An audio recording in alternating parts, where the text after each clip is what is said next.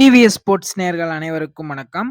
IPL 17வது சீசனோட 5வது match பார்த்தீங்கன்னா, Gujarat Titans டீமுக்கும், மும்பை இந்தியன்ஸ் டீமுக்கும் குஜராத்தோட ஹோம் கிரவுண்டான அகமதாபாத்ல நடந்துச்சு.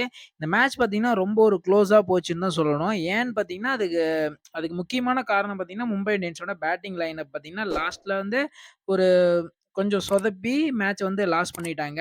குஜராத் டீமோட பவுலர்ஸ் பார்த்தீங்கன்னா, சூப்பரா பவுலிங் போட்டு பார்த்தீங்கன்னா, இந்த மேட்ச வந்து வின் பண்ணி குடுத்துட்டாங்க. அதுவும் குறிப்பா பார்த்தீங்கன்னா, மோஹித் சர்மாவும், ரஷீத் கானு, சாய் கிஷோர் இந்த 3 பேரும் பார்த்தீங்கன்னா, சிறப்பா ஒரு பவுலிங் குடுத்து குஜராத் டீம வின் பண்ண வச்சுட்டாங்க. மேட்ச் பார்த்தீங்கன்னா, ரொம்ப க்ளோஸா போய் சூப்பரா குஜராத் டீம் வந்து வின் பண்ணதுக்கு காரணமே பார்த்தீங்கன்னா, அந்த 3 பிளேயர்ஸ் மட்டும் தான். அந்த அளவுக்கு இந்த மேட்ச் பார்த்தீங்கன்னா, சூப்பராவே இருந்துச்சு. கடைசி வரலுமே மும்பை வின் பண்ணுவாங்கன்னு நெனச்சுட்டு நம்ம எல்லாமே நெனச்சுட்டு இருந்தோம். ஆனா மும்பை டீம் பார்த்தீங்கன்னா, அந்த மாரி ஒண்ணும் பண்ணாம குஜராத் டீம் கிட்ட இந்தாங்க வெற்றிய கொண்டு வந்து நாங்க உங்கள்ட்ட தரோம் அப்படின்னு சொல்லிட்டு குஜராத் டீம்ட்ட குடுத்துட்டாங்க. மேட்ச் பார்க்கறதுக்கு ரொம்ப சுவாரஸ்யமா இருந்துச்சு. டாஸ் வின் பண்ண மும்பை டீம் பார்த்தீங்கன்னா, பவுலிங் சூஸ் பண்ணிட்டாங்க. பேட்டிங்ல கிளம்புன குஜராத் டீம் பார்த்தீங்கன்னா, ஆரம்பத்திலேயே விருத்திமான் சாஹா கொஞ்சம் சிறப்பா விளையாடுவாருன்னு நெனச்சோம். ஆனா பார்த்தீங்கன்னா, டக்குனு அவுட் ஆயிட்டாரு 19 ரன்ல. அதுக்கடுத்து பார்த்தீங்கன்னா, சாய் சுதர்சனும், சுப்மன் கில்லும் நல்லாவே பெர்ஃபார்மன்ஸ் பண்ணிட்டு இருந்தாங்க. அதுக்கப்புறமேட்டு பார்த்தீங்கன்னா, சுப்மன் கில் பார்த்தீங்கன்னா, கேட்ச் குடுத்துட்டு அவுட் ஆயிட்டு போயிட்டாரு. அதுக்கடுத்து வந்து அஸ்மத்துல்லா ஒமர் சாய் பத்தி நமக்கு எல்லாத்துக்குமே தெரிஞ்சிருக்கும். இவர் வந்து வேர்ல்டு கப் ஸ்டார். ஆப்கானிஸ்தானோட வேர்ல்டு கப் ஸ்டார் தான் அஸ்மத்துல்லா ஒமர்சாய். இவரு பார்த்தீங்கன்னா, கொஞ்சம் நல்லாவே பெர்ஃபார்மன்ஸ் பண்ணுவாரு. அதுக்கு பார்த்தீங்கன்னா, ஹர்திக் பாண்டியாக்கு ரீப்ளேஸ்மென்ட்டா கொண்டு வந்தாங்க அஸ்மத்துல்லா ஒமர்சாய. அவரு பார்த்தீங்கன்னா, நல்லா டேக்கன் பண்ணி விளையாண்டாரு. அது வந்து பார்த்தீங்கன்னா, ஜெரால்ட் கோட்ஸியோட ஓவர்ல அவுட் ஆயிட்டாரு. அதுக்கப்புறமேட்டு வந்து டேவிட் மில்லர் பார்த்தீங்கன்னா, பெருசா வந்து விளையாட கிடையாது. அவரும் அவுட் ஆயிட்டாரு. விஜய் சங்கர் பார்த்தீங்கன்னா, அதுக்கு அடுத்து வருவாரு. அவரு பார்த்தீங்கன்னா, நாட் அவுட் பிளேயரா இருப்பாரு. அதுக்கு முன்னாடி வரலுமே சாய் சுதர்ஷன் சூப்பரா விளையாண்டுட்டு இருந்தாரு.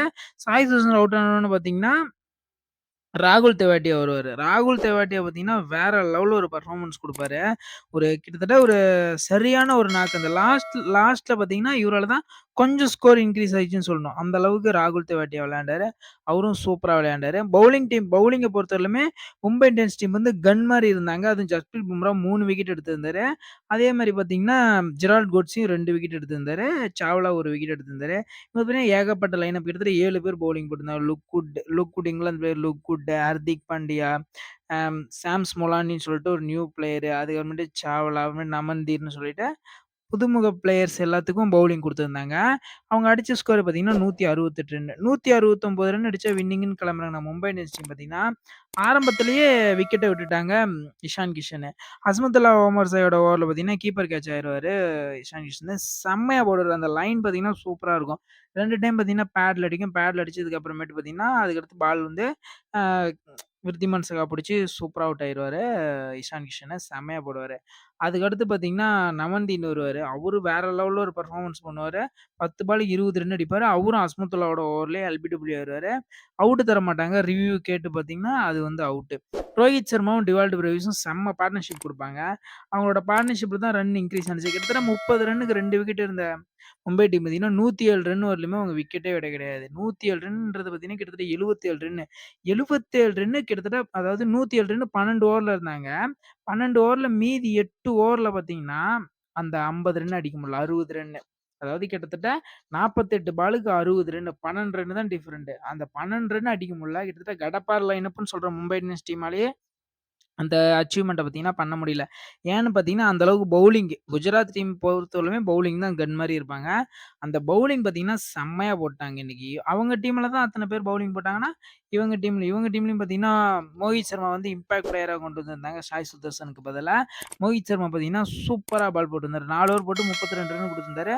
2 விக்கெட். அதே மாரி பார்த்தீங்கன்னா, ஸ்பென்சர் ஜான்சன் ஃபர்ஸ்ட் ஓவர்லயே 17 ரன் குடுப்பாரு. அடுத்த ஓவர் 19வது ஓவர் போடுவாரு. 19வது ஓவர்ல பார்த்தீங்கன்னா, 8 ரன் தான் குடுப்பாரு. 8 ரன் பார்த்தீங்கன்னா, ஃபர்ஸ்ட் பாலே 6. அந்த ஃபர்ஸ்ட் பால் திலக் வர்மா 6 அடிப்பாரு. அதுக்கடுத்து பார்த்தீங்கன்னா, அதுக்கப்புறமே அபினவ் மனோகர்ட்ட விக்கெட்ட விட்டுட்டு திலக் வர்மாவும் அவுட் ஆயிருவாரு. செம்மையா இருக்கும் அது பார்க்கறதுக்கு. அதுக்கு முன்னாடி வரலுமே ரன்னே போக கிடையாது. ரன்னே பார்த்தீங்கன்னா, கிட்டத்தட்ட அதுக்கு முன்னாடி வரலுமே 5 ரன்னு, 4 ரன்னு, 3 ரன்னுன்னு இப்படியே தான் ஓவர் போயிட்டு இருந்துச்சு. ரஷீத் கானோட ஓவர் 5 ரன்னு, அதுக்கப்புறமேட்டு 3 ரன்னு. மோஹித் சர்மாவோட ஓவர் 4 ரன்னு. இந்த மாரி தான் ஸ்கோரே போயிட்டு இருந்துச்சு. செம்மையா அப்படியே கட்டுப்படுத்தி வச்சிருந்தாங்க. லாஸ்ட்ல வர வர பார்த்தீங்கன்னா, பிரஷர் பார்த்தீங்கன்னா, இன்கிரீஸ் ஆயிட்டே இருந்துச்சு மும்பை டீமுக்கு. என்ன பண்றது? ஏது பண்றதுன்னே மும்பை டீம் தெரியல. லாஸ்ட்டா 19 ரன் அடிக்கணும். ஹர்திக் பாண்டியா வருவாரு. அவரோட பங்குக்கு பார்த்தீங்கன்னா, அவரு ஒரு 6ன்னு ஒரு 4ம் அடிப்பாரு. அதுக்கடுத்து பார்த்தீங்கன்னா, அவுட் ஆயிருவாரு. இந்த இந்த மேட்ச பொறுத்தவரையிலுமே இவங்களோட தப்பே பார்த்தீங்கன்னா, ஓவர் கான்ஃபிடன்ஸ். இந்த கான்ஃபிடன்ஸ் பார்த்தீங்கன்னா, அவங்க விட்டுட்டாங்கன்னு சொல்லணும். இன்னொன்னு பார்த்தீங்கன்னா, ஓவர் கான்ஃபிடன்ஸ் வச்சுட்டாங்க.